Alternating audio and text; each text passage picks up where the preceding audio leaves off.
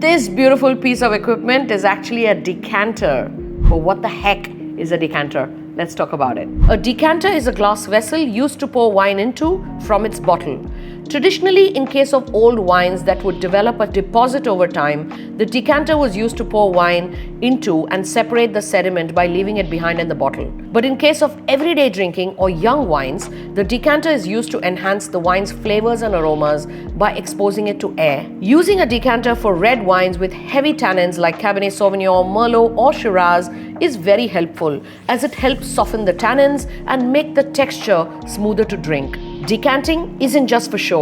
It allows the wine to breathe, opens up its flavors and aromas, making your wine experience richer and much more enjoyable. Even the most ordinary wine would taste better if you tipped it into a decanter and then poured it into your glass. So a decanter is much more than just a pretty piece of glass. It's a tool to unlock the true potential of your wine. Have you tried decanting your wines, and are you tempted to go out there and buy yourself a decanter? Let me know in the comments below. Cheers.